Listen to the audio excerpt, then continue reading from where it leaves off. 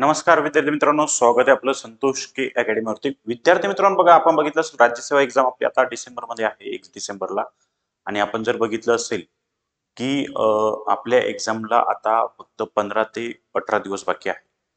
आता या 15 ते 18 दिवसामध्ये आपण काय करायचं? तर 15 ते 18 दिवसामध्ये काय नाही करायचं ते बघा. 15 ते 18 दिवसामध्ये नवीन कोणताही विषय घेऊ नका. म्हणजे नवीन कोणताही बुक्स तुम्ही वाचायला घेऊ नका किंवा नवीन कोणताही पॉइंट तुम्ही वाचू नका. म्हणजे जे काय असेल ते. पण नवीन गोष्ट काहीच नाही करायची. नवीन कोणताही बुक्स तुम्हाला वाचायचं नाही. जे आतापर्यंत तुम्ही वाचलेलं आहे त्यालाच जास्त रिवाइज करायचंय. वारंवार रिवाइज करायचंय. आता तुमच्याकडे जवळपास 15-16 दिवस आहे आणि आपले टॉपिक जर बघितले आपण जवळपास 7 to 8 टॉपिक आहे. बरोबर आहे? विषय सब्जेक्ट आहे. ओके.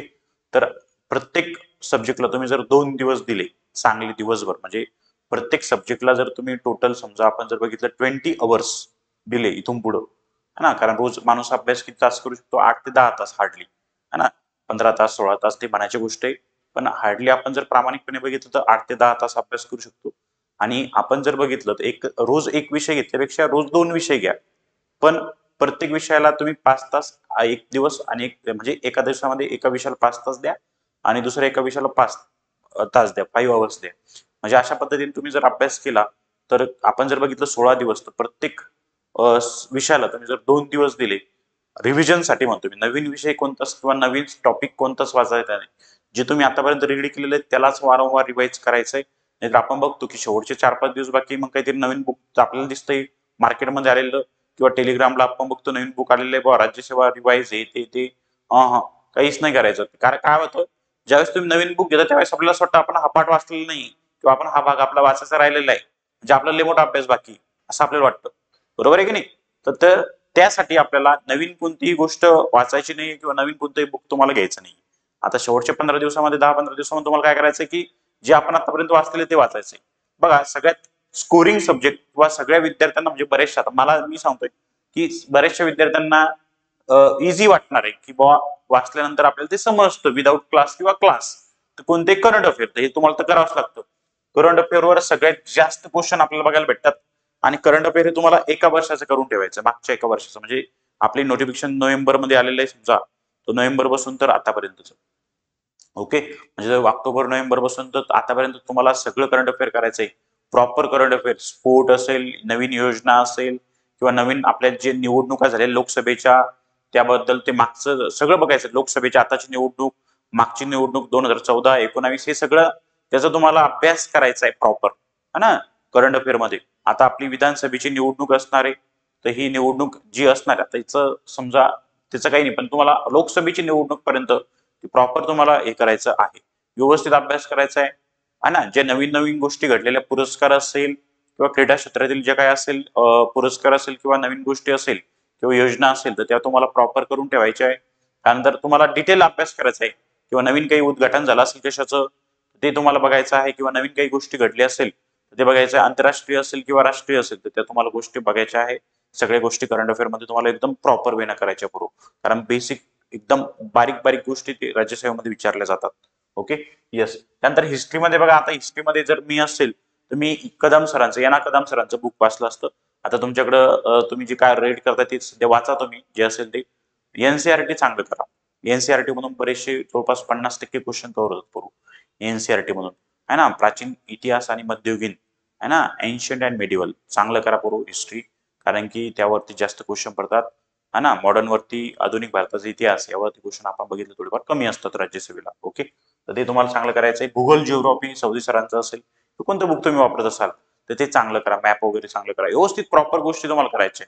ओके. वर्ल्ड जिओग्राफी असेल किंवा इंडियन असेल आपली भारत, है ना? भारताचा भूगोल असेल किंवा जगाचा असेल तर ते तुम्हाला चांगलं करायचं. महाराष्ट्राचे 2-3 क्वेश्चन पडतात, जास्त पडत नाही, है ना? 1-2 क्वेश्चन नसतात 2-3. ओके. त्यामुळे तुम्हाला ते चांगलं करायचं आहे. सायन्स हा एक खूप महत्वाचा सब्जेक्ट आहे. सायन्स आणि करंट अफेअर म्हणजे 2020 म्हणजे विषयच नाही, म्हणजे क्वेश्चन जास्त असतात म्हणजे असतात, है ना? हे लक्षात ठेवायचं आपल्याला.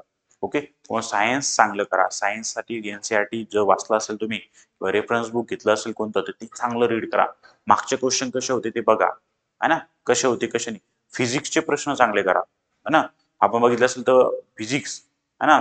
फिजिक्सचे प्रॉब्लेम्स पेपरमध्ये पडतात. आता एक केव्हा पडतात, काही काही उतार्यामध्ये पडतात. सीसॅट मध्ये बघितलं असेल आपण, सीसॅट मध्ये एक उतारा असतो फिजिक्स, त्यावरती पण प्रश्न आपल्याला विचारले तर उतारा बघून तुम्ही करू शकता. ओके, त्या काही अडचण नाही.